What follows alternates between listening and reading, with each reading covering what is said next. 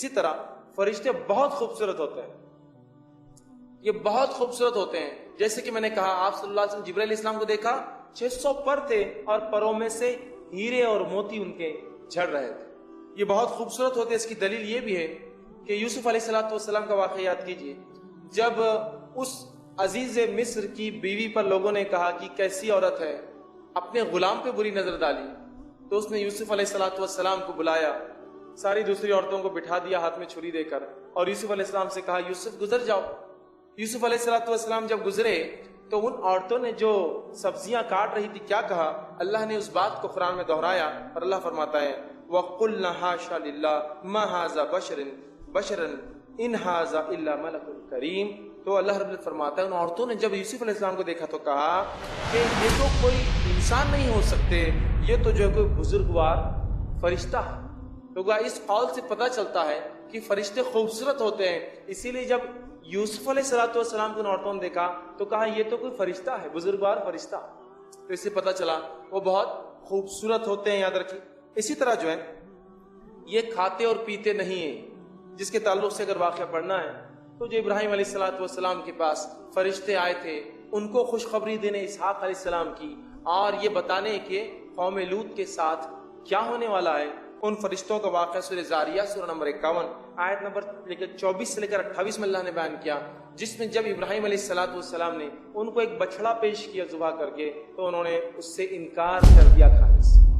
تو اس سے پتہ چلا فرشتے کھاتے اور پیتے نہیں ہیں. اسی طرح وہ مذکر اور مؤنث نہیں کہلائے جا سکتے، ان کا جینڈر ہم نہیں کہہ سکتے کہ وہ میل ہے یا فیمیل ہے، چونکہ وہ ایک ایسی دنیا میں ہے جن کے تعلق سے ہم نہیں جانتے. ہاں ہماری دنیا میں تو میل فیمیل جیسی چیزیں ہوتی ہیں، مذکر مؤنث جینڈرز ہوتے ہیں، لیکن ان کے تعلق سے کسی جینڈر کا ہم تصور نہیں کر سکتے، اس لیے کہ کتاب و سنت میں ان کی کوئی جینڈر کی تفصیلات نہیں دی ہے. اسی طرح جو ہے اللہ کے دیے گئے کام اور عبادت کرتے ہوئے کبھی تھکتے نہیں. کبھی اللہ نے جو کام دیا، جو عبادت دی، اس کام کرنے سے کبھی تھکتے نہیں ہیں، جس کا تذکرہ اللہ نے سورہ انبیاء سورہ نمبر 21 آیت نمبر 20 میں فرما رکھا یسبحون اللیل والنہار لا یفترون، کہ وہ صبح اور شام اللہ کی تسبیح بیان کرتے ہیں اور سستی نہیں کرتے.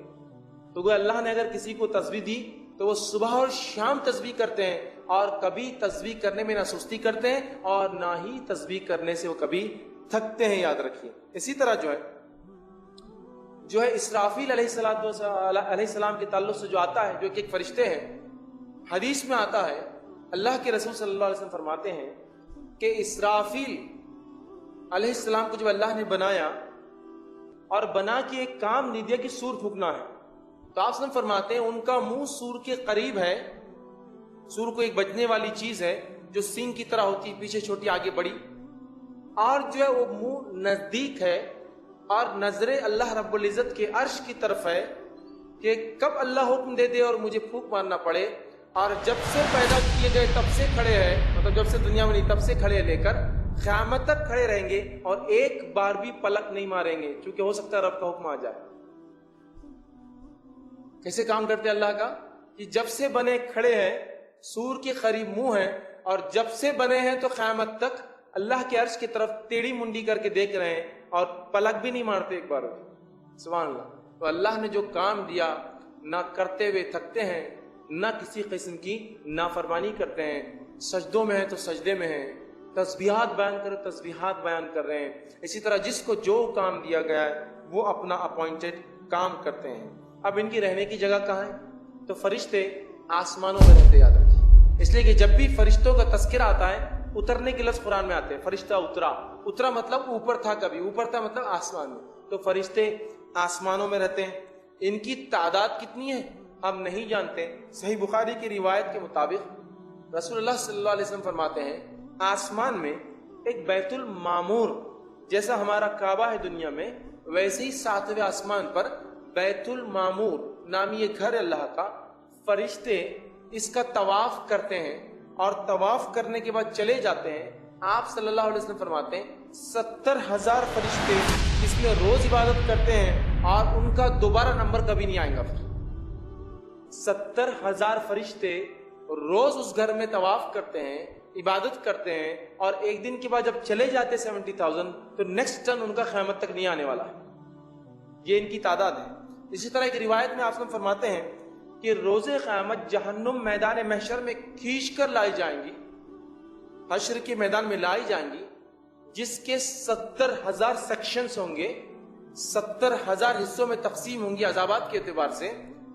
ہر سیکشن کو 70,000 فرشتے کھینچ کر لائیں گے. مطلب ایک سیکشن کو 70,000 پل کریں گے اور 70,000 ایسے سیکشن ہیں. 70,000 کو 70,000 سے ضرب دے دیجئے تو ہوتا ہے، اس کا حساب لگا لے تو 490 کروڑ ہوتا ہے. تو یہ لاتعداد ہے، بہت کثیر تعداد میں ہے. کتنے ہیں واللہ عالم، ہم نہیں جانتے ہیں. اگر یہ بھی حساب لگا لے کہ ایک آدمی کی نام عمل لکھنے کے لیے 2 ہے تو بھی تعداد کتنی ہو جاتی ہے اندازہ لگا لیجیے. سمجھ رہے آپ؟ تو بہرحال بہت تعداد ہے. ان میں سے کچھ فرشتوں کے نام مشہور اور معروف ہیں، جیسے کہ ہم جانتے جبرائیل علیہ السلام، میکائیل علیہ السلام، اسرافیل علیہ السلام، مالک جو جہنم کا داروغہ ہے، رضوان جو جنت کے داروغہ ہے، منکر نکیر جو خبر میں سوال کرنے آتے ہیں. اسی طرح ہاروت اور ماروت جو بابل نامی ایک شہر میں آزمائش کے لیے آئے تھے. رقیب اور عتید بول کر علماء لکھتے ہیں یہ وہ فرشتے ہیں جو ہم جو بات کرتے ہیں کیچ کر لیتے ہیں، نوٹ کرتے ہیں، لکھ کے رکھتے ہیں، حساب رکھتے ہیں. تو بہرحال کچھ کے نام ہم جانتے ہیں، لیکن بہت سارے نام ہمارے جو چلن میں ہیں اس میں سے بہت سارے نام کتاب اور سنت میں، قرآن حدیث میں نہیں ملتے لیکن چلن میں. لیکن یہ وہ معروف نام ہے جو ہمیں نام کے ساتھ، ویسے اگر ملک الموت، موت کا فرشتہ، لیکن نام نہیں پتا. تذکرہ ہے موت کا، ملک الجبال پہاڑ کا فرشتہ، تذکرہ، لیکن نام کیا ہم نہیں جانتے، پہاڑوں کا فرشتہ. ٹھیک ہے. تو بہرحال نام، اتنے نام آتے ہیں اور جو ہے بہت سارے نام چلن میں لیکن وہ ثابت نہیں.